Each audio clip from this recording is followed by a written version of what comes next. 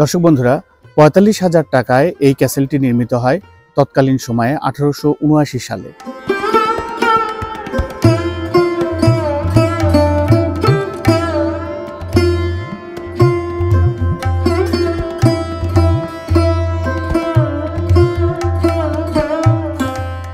এই ক্যাসেলটি বেশিরভাগ জায়গায় লোহা দিয়ে তৈরি, তাই এখানকার স্থানীয় মানুষজন এটাকে লোহার কুঠি নাম দিয়েছিলেন। দর্শক বন্ধুরা, এই ঐতিহাসিক স্থাপনা সম্পর্কে আজ আপনাদের জানানোর চেষ্টা করব। আশা করছি পুরো ভিডিওতে আপনারা আমার সঙ্গেই থাকবেন।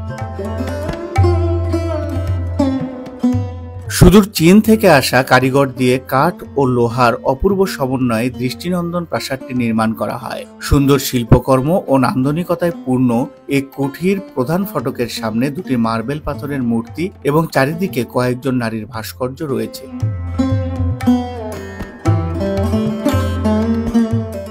আলেকজান্দ্রা ক্যাসেলটা ছিল মুক্তাগাছার যে জমিদার বাড়ির জমিদার সূর্যকান্ত আচার্য চৌধুরী। এই সূর্যকান্ত আচার্য চৌধুরীর একটা অতিথিশালা। এখানে বেসিক্যালি ইংরেজ অফিসাররা থাকতেন।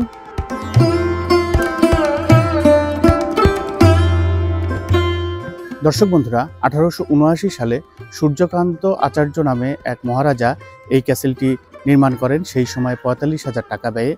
এই ক্যাসেলটি একটি ঐতিহাসিক স্থাপনা। এই ময়মনসিংহ শহরের এই স্থাপনায় কবিগুরু রবীন্দ্রনাথ এবং তার পরিবার, স্যার সৈয়দ সলিমুল্লাহ সহ অনেক গণ্যমান্য ব্যক্তি এখানে এসেছিলেন এবং তাদের পদধূলি এখানে দিয়েছিলেন। ময়মনসিংহ শহরের প্রাণকেন্দ্রে অবস্থিত আলেকজান্ডার ক্যাসেল। জেলার মুক্তাগাছার জমিদার মহারাজা সূর্যকান্ত আচার্য চৌধুরী এই প্রাসাদটি নির্মাণ করেন। প্রায় ২৭ একর জায়গা জুড়ে এই প্রাসাদটি বিস্তৃত। এটি নির্মাণে সে সময় প্রায় ৪৫,০০০ টাকা ব্যয় হয়েছিল। ভারতীয় উপমহাদেশের যারা বিখ্যাত লোকজন, মহাত্মা গান্ধী ছিলেন, সুভাষচন্দ্র বসু ছিলেন, এরকম বিখ্যাত লোকজন তারা এখানে থাকতেন। এই ভবনটা মূলত একটা কাঠ এবং লোহা দিয়ে তৈরি একটা দ্বিতল ভবন, যে কারণে স্থানীয়দের মধ্যে এই ভবনটার নাম হচ্ছে লোহার কুঠির।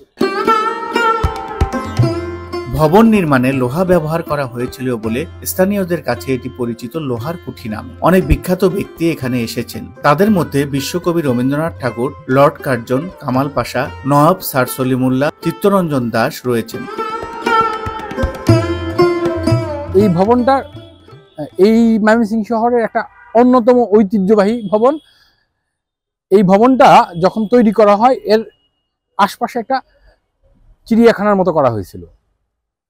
এখানে বিভিন্ন ধরনের পশু পাখি প্রাণী তারা পালতেন। তার পাশেই তাদের এই অতিথিশালাটা ছিল। এখানে রবীন্দ্রনাথ ঠাকুর এসেছিলেন এবং উনি এখানে থেকেছেন।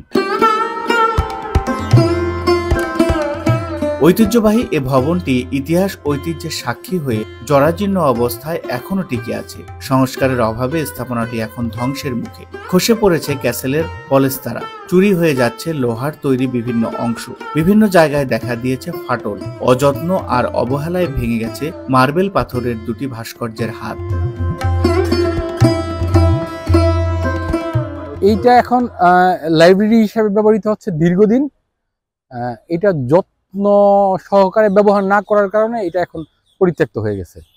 যদিও এইটার সমসাময়িক আরেকটা ভবন হচ্ছে, আপনারা জানবেন, গৌরীপুর লজ। ওইটা এখনো ব্যবহার উপযোগী আছে, এটা গৌরীপুরের জমিদারদের। কিন্তু এই দ্বিতলা ভবনটা শুধুমাত্র রক্ষণাবেক্ষণের কারণেই এটা নষ্ট হয়ে গেছে। আমরা যদি দেখি যে মুঘল আমলের যে লাল কেল্লা বা মুঘল আমলের যে ভবন, ৩০০-৪০০ বছর আগের ভবনগুলো কিন্তু ব্যবহার করা যায় এখনো ইন্ডিয়াতে। আর এই ভবনটার বয়স ২০০ বছরের বেশি না, কিন্তু আমরা ব্যবহার করতে পারছি না। এত চমৎকার একটা ভবন, এটা কিন্তু আমরা নির্মাণ করতে পারবো না। কিন্তু আমরা যদি এটা একটু সংরক্ষণ করে ব্যবহার করতে পারতাম, তাহলে এটা ময়মনসিংহের ইতিহাস ঐতিহ্যের একটা ধারক থাকতে পারতো। এখানে পর্যটন শিল্পের একটা বিকাশ ঘটতে পারতো, অনেক কিছুই সম্ভব ছিল। কারণ এইরকম মানের ভবন আমরা নির্মাণ করতে পারবো না। শুধু সেইটা না, এই ভবনের সঙ্গে তো এই অঞ্চলের ইতিহাস জড়িত আছে। শাসন হইতে পারে, শোষণ হইতে পারে, ভালো মন্দ মিলিয়েই তো সব দুইটাই যুক্ত আছে। যার ফলে একটা জাতি যখন তার ইতিহাসকে মুছে ফেলে, তখন সেই জাতির সামনের রাস্তাটুকু আসলে সংকীর্ণ হয়ে যায়, সে আর বেশি দূর এগুতে পারে না। এই জন্য ইতিহাসের ভালো এবং মন্দ দুটুকুই রাখতে হয়।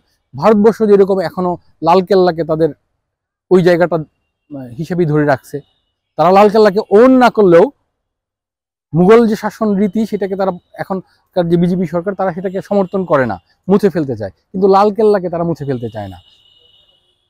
ইতিহাস এরকমই, ইতিহাস ভবিষ্যৎ নির্মাণ করে। আমরা যদি ইতিহাসকে মুছে ফেলি, ভবিষ্যৎও মুছে যাবে। প্রত্নতত্ত্ব অধিদপ্তর 2019 সালে ক্যাসেলটিকে সংরক্ষিত পুরাকীর্তি হিসেবে ঘোষণা করে।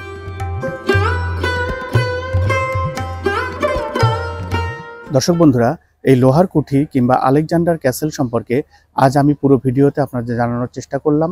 ভিডিওটি কেমন লাগলো কমেন্ট করে জানাবেন। যদি ভালো লেগে থাকে তাহলে লাইক শেয়ার করে আমার চ্যানেলের পাশে থাকার আবদার রইল।